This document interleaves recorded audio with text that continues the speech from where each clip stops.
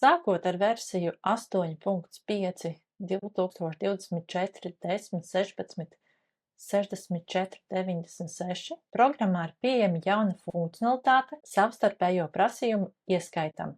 Savstarpējo prasījumu ieskaits jeb savstarpējais norēķins.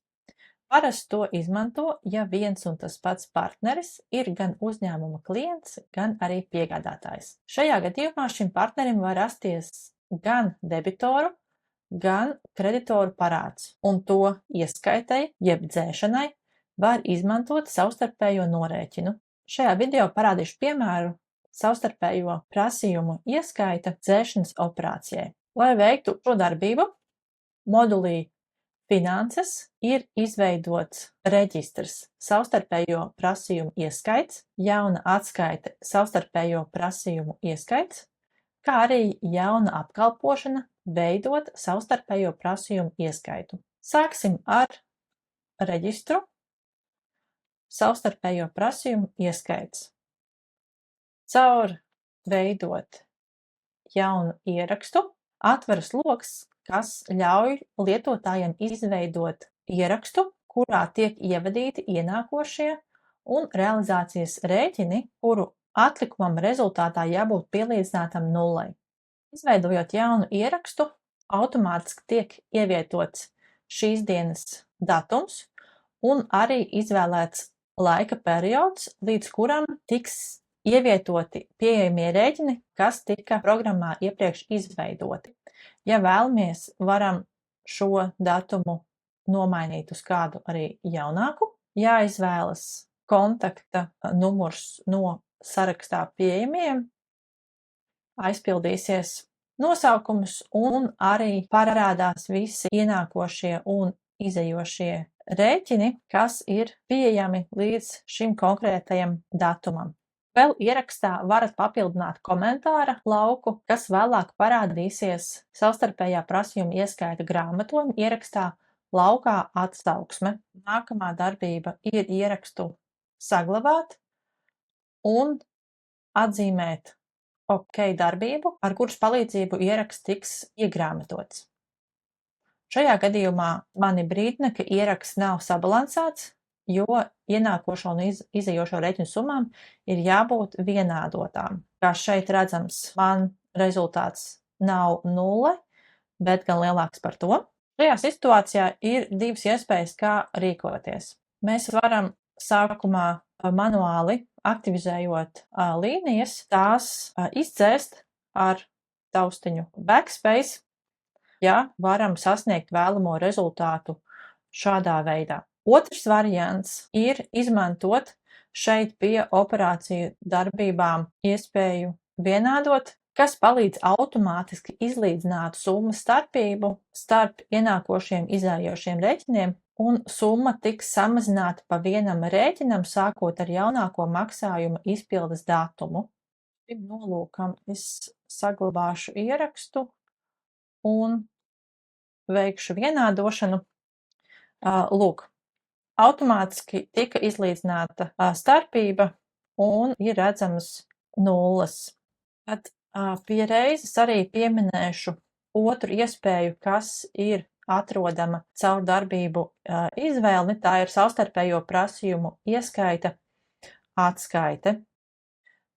Tas atvērs atskaiti, kurā jau pēc noklusējuma ir aizpildīts perioda lauks. Kā redzams, tas ir tikai šī gada 1.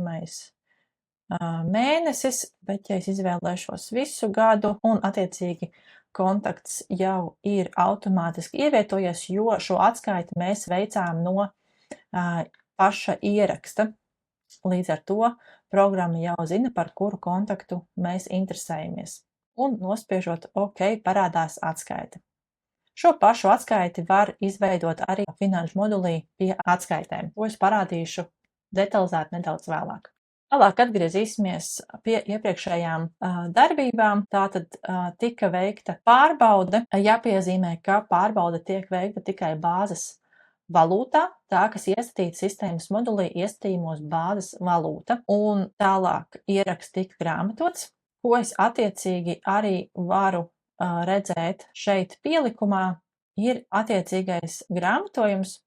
Lai apskatītu grāmatojumu, nekur tālāk arī nav jādodas, to mēs varam atvērt no šī paša pielikuma un redzēt aizpildītās sadaļas. Grāmatojuma numurs ir nākamais pieejamais grāmatojuma numurs sistēmā. Teksts tātad ir mūsu kontakta numurs programmā, nosaukums un ieskaita dokumenta numurs, kā šeit bija numur 10. Tā arī te tas parādās. Vēl svarīga lieta, ko piezīmēt, ir grāmatojuma sadaļa, kur ir redzama kolonna nosaukumu T. Ja realizācijas rēķina numurs tika aizpildīts, tad lauka vērtība ir K, jeb klients, un ja tika aizpildīta ienākošā rēķina numura lauks, tad tiek ievietot atzīme P, attiecīgi piegādātājs. Te vēl ir redzama arī apraksta kolona, kurā redzams ir rēķina numurs, kontakta numurs un nosaukums, un šī kolona tiek aizpildīta balstoties uz informāciju, kas ir ievadīta par konkrēto rēķinu. Tas īsumā par grāmatojumu.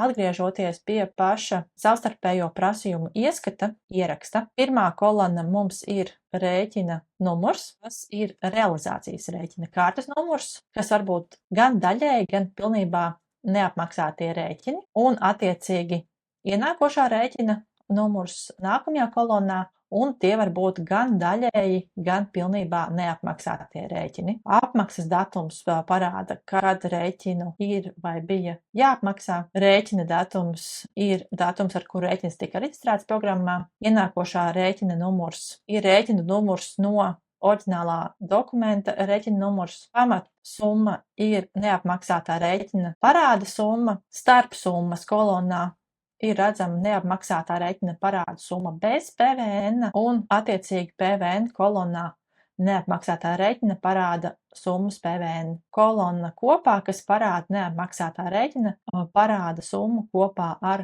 PVN. Ieraksta lejas daļā es jau nedaudz pieskāros, bet vēl daži lauki, kur redzama realizācija kopā, kas ir realizācijas rēķina parāda summa kopā, un piegādātāji kopā, kur parādās ienākošo rēķinu parāda summa kopā. Šī te starpība, kurai jau pievērš uzmanību, ir starpība starp ienākošo un izejošo rēķinu summu valūtas konvertēšanas rezultātā, un pamatsummas starpība ir starpība starp realizācijas rēķinu un ienākošo rēķinu summām bāzes valūtā.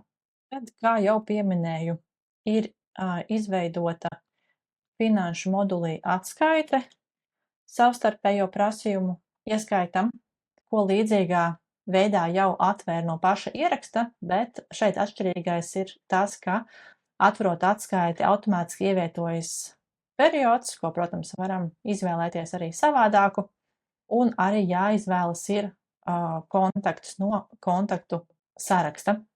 Varam arī pievienot konkrētu ieskaitu, tādu tukšu, tālāk nospiežot OK. Atskaitē tiek parādīta ieskaita ieraksta informācija, kam seko papildus detaļas, kas parāda, no kuriem rēķiniem ieskaita sastāv. Tādējādi viena atskaites rindiņa ir sadalīta divās daļās. Ir šī te ieskaita līnija un apakšrindas, kas ir attiecīgi realizācijas un piegādātāju rēķini. Un kā pēdējo parādīšu arī apkalpošanu. Finanšu modulī, rutīnas apkalpošana šeit ir pieejama veidot savstarpējo prasījumu ieskaitu. To atverot, ir iespēja izvēlēties kontaktu no kontaktu saraksta, kā arī laukā reģistrēt varam izvēlēties datumu, līdz kuram tiks ievietoti pieejamie rēķini, kas tika programmā iepriekš izveidoti. Automātiski tiks izveidots jauns savstarpējā prasījuma ieskaita ierakst konkrētiem uzņēmumam, kuru pēc tam varēsim atrast reģistrā savstarpējo prasījumu ieskaits.